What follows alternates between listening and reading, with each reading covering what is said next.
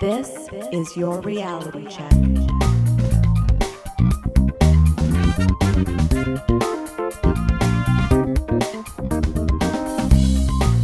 Hi everyone, and welcome to The Reality Check, the weekly Canadian show that explores a wide range of controversies and curiosities using science and critical thinking. This is the show for Tuesday, December 12th, 2017, and I'm your host, Darren McKee. With me, as usual, are Adam Gardner. What's up, cuboids? Cristina Roach. Hey, checkers. And producer Pat. Hi, everyone. We have a great show for you today. Adam is going to explore whether violence is actually decreasing. And I'm going to give you a little tale about the number one restaurant in London, England. Oh. But first, Dowsing in the nation's capital. Cristina, tell us more. A few days ago, CBC News posted a story that caught our attention and was greeted by facepalms all around. The piece is about divining, aka dowsing, aka water witching, and is titled, "City Still Relies on Magic Method for Locating Water." Now, my first reaction was, wow, that's really disappointing, and I figured the city in question must be a smaller rural area where the Farmer's Almanac is still used like a reference manual.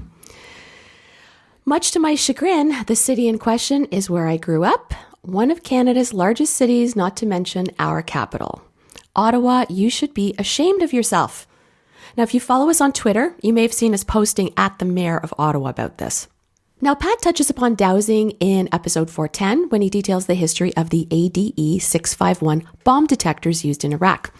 At the time, he mentions he was surprised we'd never done a segment specifically about dowsing, which surprises me too, actually. Dowsing dates back to the 1500s and is a method used to try to locate groundwater, buried minerals, oil, even grave sites, without the use of scientific apparatus. What is used is a dowsing or divining rod, which is made out of copper or wood and is either Y-shaped like a slingshot or two L-shaped rods. The belief is if you hold an end of the Y in each hand and pass the rod over an area containing water deep underground, the rod magically moves by itself in a kind of abracadabra, you found water kind of way. Like a Ouija movement. Yeah, I'll get to that shortly, Darren. Now, traditionally, or in other words, when we didn't know any better, the method was used by farmers who believed it helped locate underground water sources so they would know where to dig wells. As ridiculous as it sounds in 2017, many people, including the Canadian Society and the American Society of Dowsers, still believe in this practice, which, let's be clear, is nothing more than pseudoscience. To be fair, if they're a society of dowsers, I kind of expect them to believe it. It's kind of their core vision and mandate. If they didn't, well, there'd be an anti-dowsing society. Yep. We've decided to update our principles. While other dowsing services listed on the Canadian Society of Dowsers About section, by the way, include space clearing by detecting energies and animal communication, as in dog and horse whispering. So if you check out the wiki link I include in the show notes about dowsing, you'll see references to many, many controlled studies, and to this day, none of them show better than chance results. Now, there is an explanation which is actually much more straightforward called the ideomotor phenomenon. And if you've ever used a Ouija board, you've seen it in action, literally. The ideomotor response or ideomotor reflex is derived from the terms ideo or idea and motor, as in muscular action.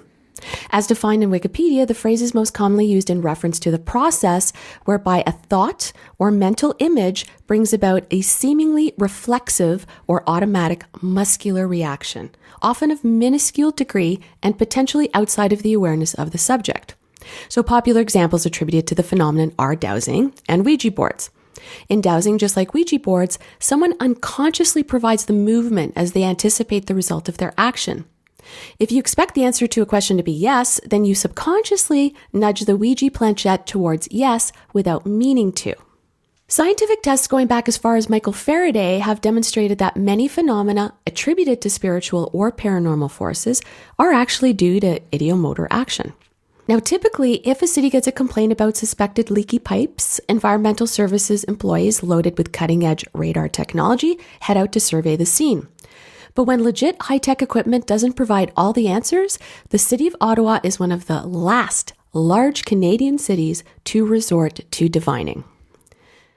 Now, CBC News quotes Quentin Levesque, who manages the Locates group for the city. I found his title online to be Manager, Technology, Innovation, and Engineering Support for the City of Ottawa. Says Levesque, when asked about the practice, definitely the other technology works more consistently. Gee, you think? Science. Yeah.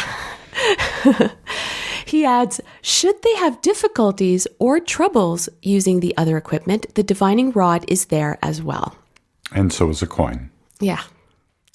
CBC reached out to Tom Al, a groundwater expert at the University of Ottawa, and he said he was surprised to learn the city still uses the technique. Quote, I'm not aware of any physical mechanism that would explain the response dowsers claim to receive. Whether it's electromagnetic, gravitational, it has to have a mechanism. Now, although he couldn't speak to the lack of scientific evidence when pressed by CBC, Levesque says divining remains a widely accepted practice within the locates industry. And he is unfortunately not wrong. A recent investigation by British biologist Sally LePage found that 10 out of 12 of the biggest water companies in the UK still use divining rods to locate water underground. Wow. Now, Levesque does say the technique is rarely used by his crew. Levesque has a staff of 8 who respond to calls from residents or construction companies who need to know what's underground before digging. And he estimates the rods are only used once or twice out of the 150 calls they receive in a typical week. Even though there is absolutely zero proof that rods can sense water, Tom Al suggests, quote, if they use it and they think it works, maybe that's just fine. There's no harm to that. Shame on you too, Tom Al. What's the harm, really? Waste of time, energy, and incredulity. Right. This is something we run into doing the show all the time, and it's one of my biggest gripes. What's the harm? The harm is when you lend any credence to something that has absolutely no scientific evidence, you give it life, you legitimize it. It is made more believable. So if a big company, or in this case, the city's municipal government, shows up on your property with a couple of coat hangers or twigs, relying solely on their intuition to find underground water, that is absolutely unacceptable. Ottawans, are your hard-earned tax dollars paying for this? You may want to inquire. Yes. I mean, I don't know how they wouldn't be. I don't think it's privately funded by the Dowsing Society. Maybe. Big Dowsing. I mean, this is very much like the bomb detectors. The fact is, if you do it enough, you're bound to get a hit. Yeah. You're going to remember the hit. You're going to forget the misses. Then all of a sudden it becomes legitimate. That's what we're dealing with. That's what we're always dealing with. That's what we deal with every week. Well, and I remember when you did that segment, you mentioned that a little bit of legitimacy for this is because there have been a couple of studies where it's been a little bit better than chance. But for the most part, I mean, it's no better than chance. But a little bit better than chance, like, makes sense in, let's say, a situation like Iraq, where the car might tip you off, or the person driving the car might tip you off, or the situation might tip you off. It might be something that's super intuitive, but then you're giving credence to these actual dowsing rods, when in fact it's just some sort of what they would call intuition, right? And the risk there is the detector says it's safe, and then someone gets blown up.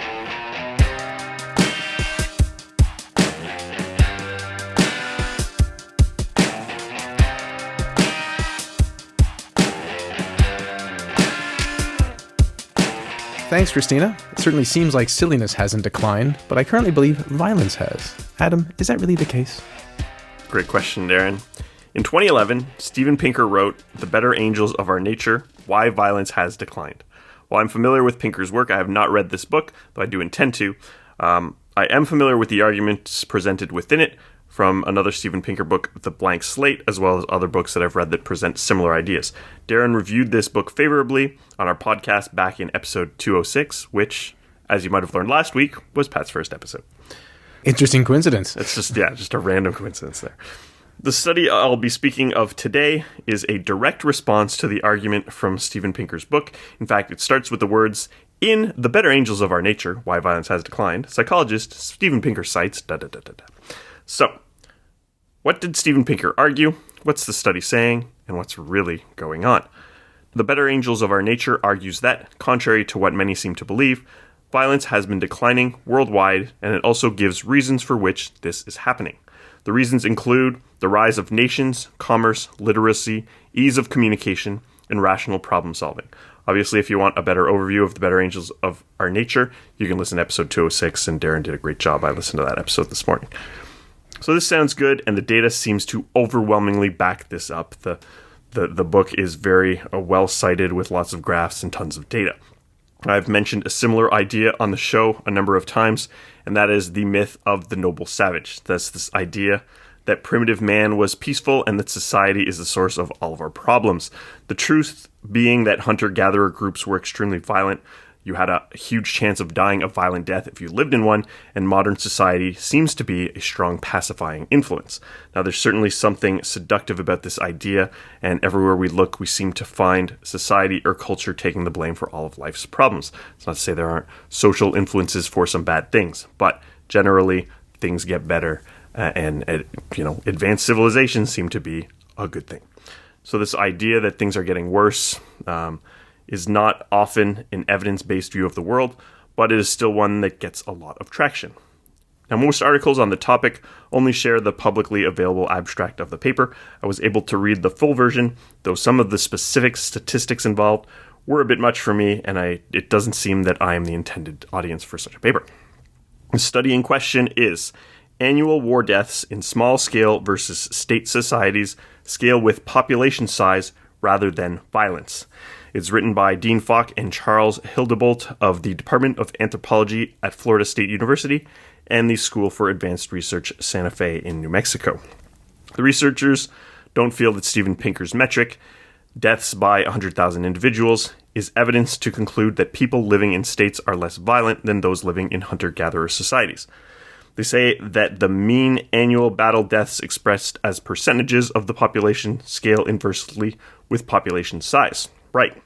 So as populations increase, the percentage of people that die goes down. To me, this seems good. If I can get into a car, which holds 5 people, and 1 is likely to die, or I can get into a bus, which holds 30, and 2 are likely to die, I'm probably better off getting in the bus, even though more people are dying in the bus. It seems objectively true that the percentage, rather than the absolute number of deaths, is the metric that one should use to gauge violence in a group. Still, the absolute number is what is being used as the indicator that larger groups are more violent, not less violent. That is sort of the crux of the study. The writers of the article use an odd and, in my opinion, completely irrelevant analogy. They say that biologists don't use relative brain size, so that's brain size relative to body size, to measure an animal's intelligence. In this case, they talk about how a squirrel monkey has a higher relative brain size, 0.03, than a human, 0.02, but isn't smarter because the brain is smaller. Now, this is an odd analogy to me. One wouldn't argue that a swimming pool is smaller if it's on a larger property because it occupies a smaller percentage of the lot. But if an area of land is 10 times larger and has twice as much water, one would likely say that it is drier, as there's less water for a certain area. So biologists could use this analogy for certain things. If they're talking about, say, the amount of oxygen in the blood of an animal, well, they're not going to talk about the total amount of oxygen in the blood. They're going to talk about a percentage. So there's times where using a metric like this makes sense, and there's time where it doesn't.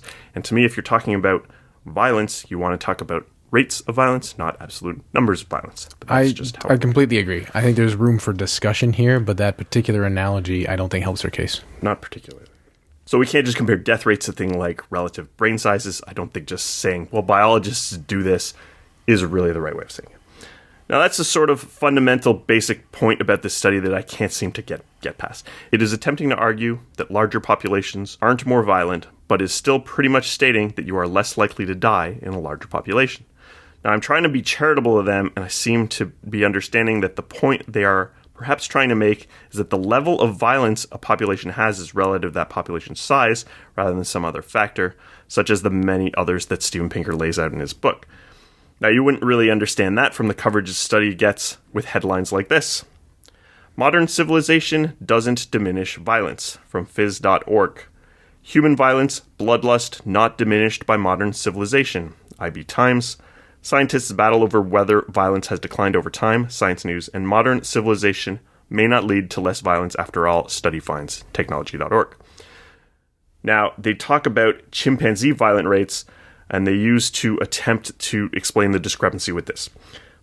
In chimpanzees, when you increase the size of a population, not only does the percentage rate of violence diminish, but the actual absolute number does as well. So if you have a larger group of chimps, not only will there be less deaths per 100,000, for example, there will just be less deaths, which seems counterintuitive. So the death rate as a total is actually lower with larger groups. Now, this is not what we see with humans, obviously. So a group of 100 people will have less violent deaths than a group of millions. Now, the researchers used data of non-states as well as World War I and World War II related death rates to illustrate this. Now, Dean Fox states that smaller populations simply suffer from a higher percentage of casualties from other populations, and that this doesn't mean that they are more violent. So this kind of seems to be the point. If for chimpanzees, violence doesn't get higher when the group gets bigger, why does it for humans? It means that there's something different going on in humans. Obviously, humans are evolved to cooperate and get along in larger societies than chimpanzees. It's kind of part of what makes us human, and part of how we got as advanced as we are is because of our ability to cooperate. And there's going to be a lot of different social effects related to that. You mentioned both World War I and World War II, and I just wonder how much technology plays in. And the idea that you can do a lot more violence with something like a nuclear bomb compared to a musket, right? So, well, the study talks a lot about this, and they talk about how hunter-gatherers only have maybe a stick or maybe a knife to attack each other with, and then you get guns, you get bombs, you get atomic weapons, and they use that to explain the rise in violence. But it just seems like an odd way of looking at it, where I'm looking at the numbers and I'm thinking you need to try to explain why the violence is going down, and they're trying to explain why it's going up. And that's just because of the way they're approaching the problem of saying, well, no, look at the violence. It's going up because the absolute rate is going up, and then they're trying to explain why that might be. And an important asterisk is Pinker never said there wouldn't be more violence in the future. Yep. He never said anything like that. So a lot of people have said, well, what about things getting this? And you could drop nuclear weapons. There could be World War III. It's like, even if there's World War III tomorrow, you still have to somehow explain why violence declined up to this point. Even in the 20th century, which was horrific in a relative sense, it may not have been as bad as other times in the past, because it's hard to imagine just how violent the past was. And if the entire population of the Earth gets destroyed, well, yeah, obviously it's going to skew all the results. And that's something the study also kind of talks about is, we don't have a major war now, but they talk about how wars become less frequent but more severe, and maybe the big one's coming. And a lot of people kind of debate whether or not there's a big World War III or something that's on the cusp, or are we kind of getting close to or almost past that hump where we're getting so pacified that this isn't something that's going to happen. I welcome our robot overlords. Yeah, well. Right. And before you write in, I know they didn't use muskets in World War I. I was using, a comparative example. There must have been some guy who's like, I'm kicking it old school. Maybe. So since this whole study was a response to Steven Pinker's book, what did he have to say? The Scientific American article on the topic did ask him for comment, and what he said wasn't that kind. And I quote here, "The claim that the difference between chimp death rates can explain the difference in absolute death rates between New Guinean Dugum and Nazi Germany, or the difference between the USSR and India in World War II, falls into this category of mindless curve fitting. Presumably, the fact that Hitler invaded the Soviet Union, whereas India was thousands of miles away from the major theaters of war, has more to do with that difference than their population size." He says that their description of exponential growth in deaths among large populations doesn't rise all that significantly as populations grow, and says the authors misdescribe their own data. He points out that their numbers actually show that World War I death totals actually decrease with increasing population size. Now, the general idea of this whole thing is a bit backwards. Most people seem to think the world is getting more violent, and buy the idea of the noble savage. The idea presented by Steven Pinker is actually counter to that intuition. This study and articles on the subject are trying to counter the idea that the world is getting less violent, but this actually reinforces the default belief. It goes against scientific consensus. So it's a little complicated. They're trying to say, contrary to what a lot of people believe. It's contrary to what few people believe, you're trying to make people think the thing that everyone thinks. Now, the study is limited to war violence and states that homicides, for example, are out of scope. In fairness, That's just not what the study is about. But this is a major consideration in Steven Pinker's argument, as society and laws, as well as state-controlled monopoly on violence, is the cause for decreases in illegal killing. Now, Darren, since I know you've read Steven Pinker's book, and I heard about this study from you, I wondered if you or the rest of the panel had any other thoughts before I wrap up. I thought in the article I posted it was a bit telling that the authors indicated their bias. They seem to say, like, oh, yeah, well, we definitely think these, smaller tribes are more innocent and better. You're like, And supposedly, anyway, Pinker, is a hardline, sciencey guy, but he, I think, went into it open-minded, or at least wasn't even going to investigate the topic until he published a bit on it, and everyone told him, like, yeah, look, read these things. And it turns out, going down. And it's fascinating to me how the main narrative of almost every person I ever met is that things are getting worse. Oh, yeah. And they want things to get better. So then you try to tell them that things are getting better, and they're so resistant. It's like, but this is what you want. And maybe they're worried that if things get better or they're getting better, people won't try to make them get better faster. That is a part of sure. legitimate You don't want concern. to be complacent. Yeah. Exactly. But they're getting better. That's usually encouraging to people, because otherwise people succumb to futility. Oh, the problems are too big. Things are getting worse. I can't do anything. As it was like, things are getting better. People have literally made things better just like you can. Yeah. It's a very optimistic message. And it's true. Now, obviously, you don't need to be complacent about it, but if it removes a sense of despair or a sense of sort of depression people have about where the world is going, that's good. And if you understand and research why things are getting better, you can use that to encourage things to improve more. And that seems to be a lot of what Pinker is arguing anyway. Here's why it's getting better, and here's what we can keep doing. And let's not be satisfied with it, but let's understand that it's all right, right? I have to wonder how much the misconception that things are getting worse has to do with like the 24-hour news cycle. Yeah, absolutely. The idea that you're like everything bad is social media. Totally. Yeah, there's a selection pressure on what's people find interesting, and that happens to be the sensational, right? And even if you ignore sort of what the news is doing, and like we talk about social media, but like other forces will make it so that the bad news is what gets consumed more or what gets spread more. Evolutionarily, we were in smaller tribes. What mattered was, what do high-status individuals do? Yeah. Gossip, celebrity junk that has no relevance to your life. Is there a threat to violence to you? Most of the violence you read about has no actual threat to you, but people can't help but separate them. So, we get violence and junk. Yeah. To me, Steven Pinker is one of the most thorough researchers and competent science communicators I've ever had the pleasure of reading. Now, I'm biased in his favor for sure, but I think he earned that. His arguments about the reduction of violence and the reasons for this phenomenon seem well backed up by the data. This study attempts to argue against what he's saying, but I can't seem to get behind what is even suggesting on the most basic level. Using absolute numbers rather than a relative percentage to describe violence just seems to be a terrible way of doing it, and even though some of the statistical tools used in the paper were a bit much for me to wrap my mind around, I trust that Steven Pinker's rebuttal of the paper is valid. All said, he has every reason to be biased against the paper, but that doesn't mean he's wrong.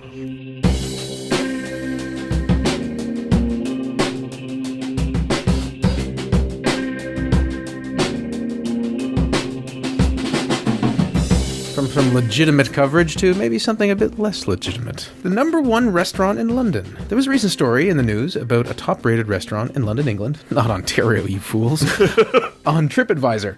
And I thought it'd be a nice light segment for me to present. But of course we can discuss what can be learned from it as well. Uba Butler used to write fake positive reviews of restaurants on TripAdvisor for £10.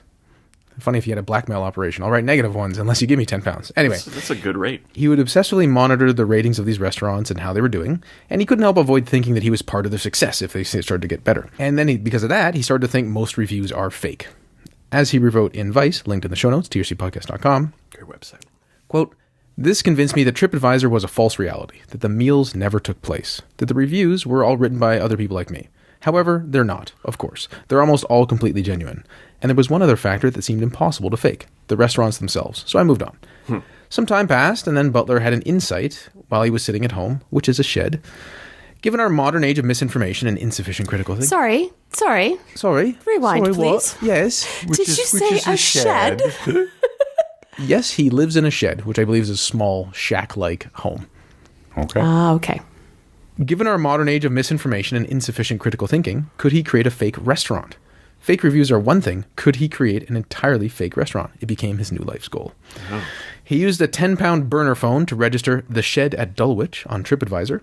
He knew he couldn't put an actual address in case people actually checked, so he listed the road it was on and said it was by appointment only. So, Darren, when you say a 10-pound phone, you're referring to the cost, not the weight. I can neither confirm nor deny that. It's Tom Green's phone. Yeah. Either. Now, he realized any good restaurant would have a website, so he created a slick and quirky one. He wrote, quote, "Hotspots are all about quirks. So as to cut through the noise, I needed a concept silly enough to infuriate your dad. A concept like naming all of our dishes after moods." End quote. He then took photos of lovely plated items, like sponges covered in shaving cream and a fried egg that was actually resting on his foot. But from the photo, it actually looks edible and appetizing. Oh, wow. It's pretty hilarious, and I encourage you to go see these photos. Wow. It's hilarious.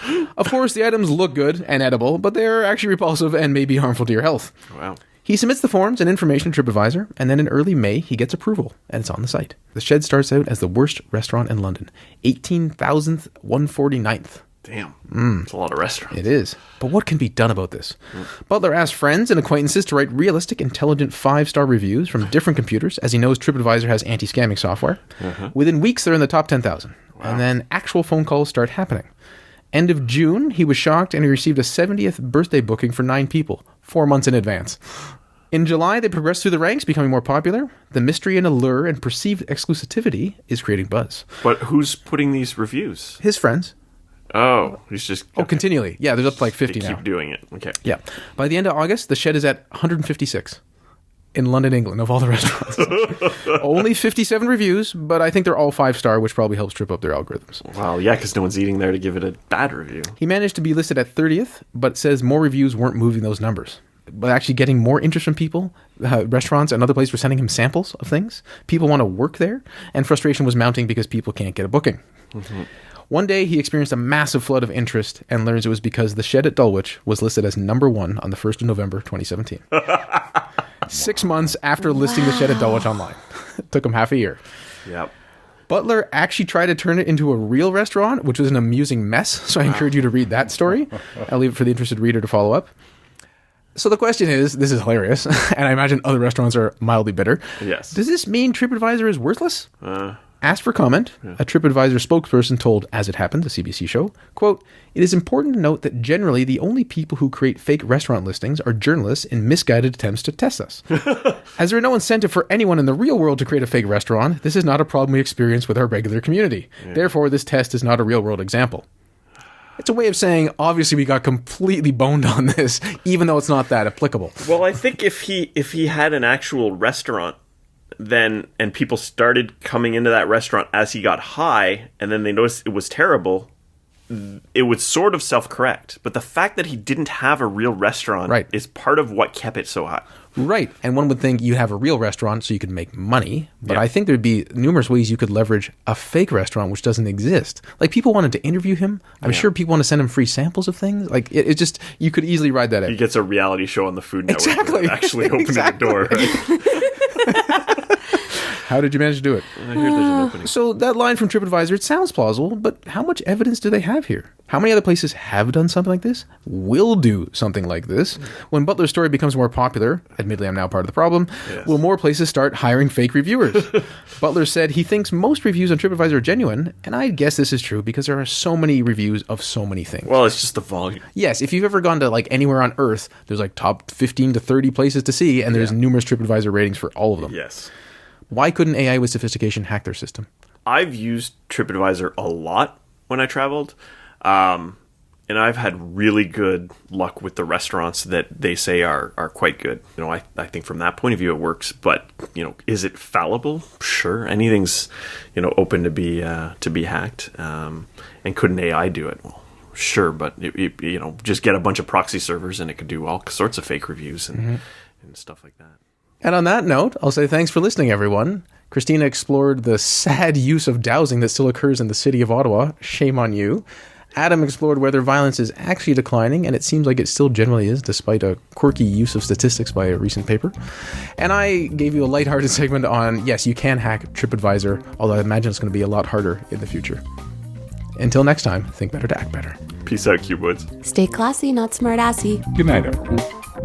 For show notes or to discuss this episode, visit our Facebook page and website at trcpodcast.com. For general inquiries or to send a topic or parody suggestion, email info@trcpodcast.com. Help support the show by leaving a review on iTunes and liking us on Facebook. Follow us on Twitter at TRC_podcast.